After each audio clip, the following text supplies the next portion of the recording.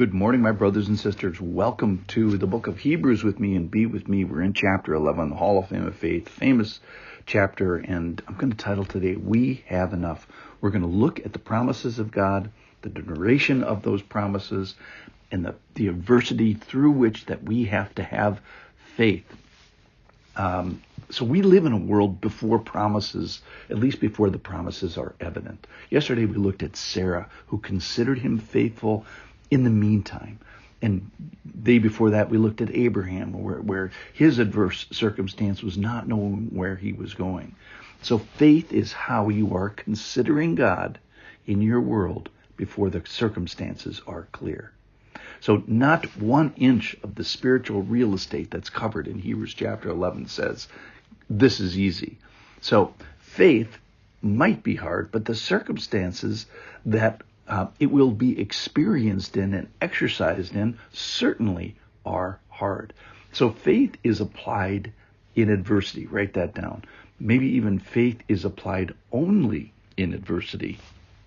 So today's difficulty, we get a new difficulty today, and that is enduring to the end. That is all the way until death. Now, for some that are mentioned here, their exercise of faith came quickly, and their death came quickly. For others, it was long persecutions or long trials or long challenges. And our specific challenge today is to continue to have faith until death. After death, we're not going to need it, right? Because we see after death. We're going to see the truth of God, the truth of heaven, the truth of hell. And so no faith is going to be required there. So we cannot please God by the exercise of faith then. Remember, without faith, it's impossible to please God. All right, so faith is trusting in the person of God before and until the promises of heaven are seen.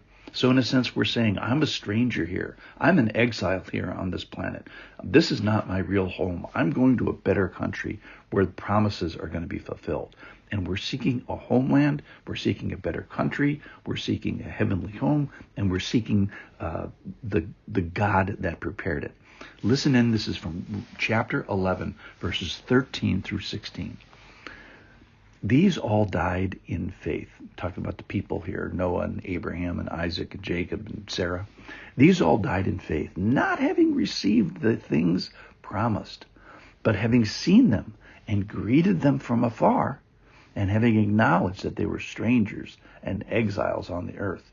For people who speak thus make it clear that they are seeking a homeland. If they had been thinking of that land from which they had gone out, they would have had opportunity to return. But as it is, they desire a better country, that is, a heavenly one.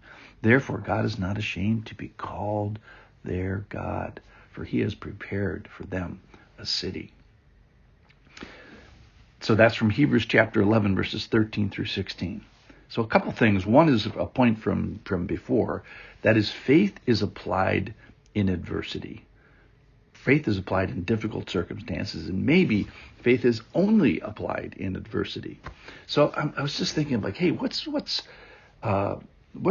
circumstance do you find yourself in right now? What is the difficulty that you have right now? And this can be the soil where faith is planted. The pleasure of your faith in God's eyes might even be related to the extent of your adversity. So the difficulty of your circumstances. Circumstances is a word that means that you're standing and something is surrounding you. So what are you like when you are surrounded? And specifically surrounded by adversity. And what are you trusting in when you are surrounded? That's what faith is. Faith is only in adversity. All right, but the big point today is this duration until death. And what a blessing it could be to have said of you is, oh, she died in faith, which means at the close of this life that she was found in him. That's from Philippians 3:9, one of my favorite little sound bites from Philippians. It's the same idea. Is she died in faith, she was found in him. So when it was she found in faith? Well, it's today. That's the only day you have. It's through today, and then she was found in faith on the today that is tomorrow.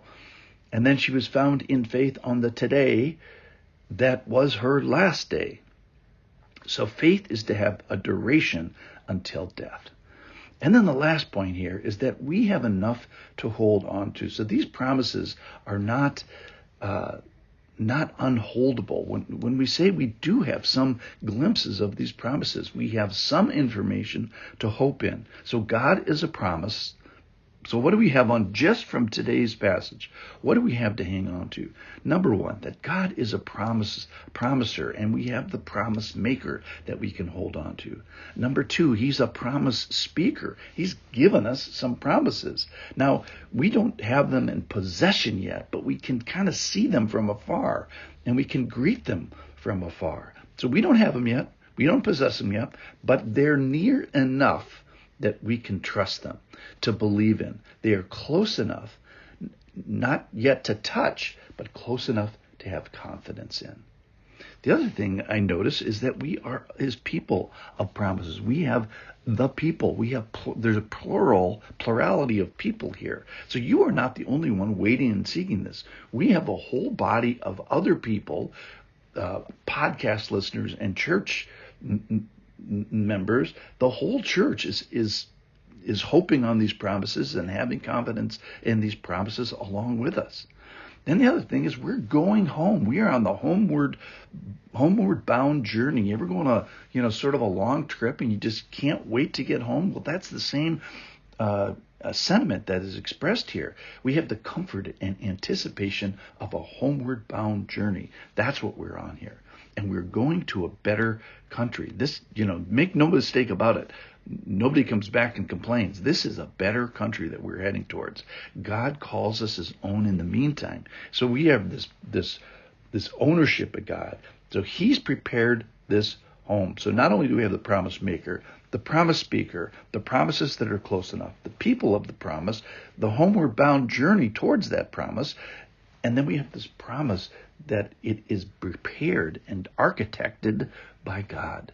My point is, we have enough to hope in. We have enough to have faith in.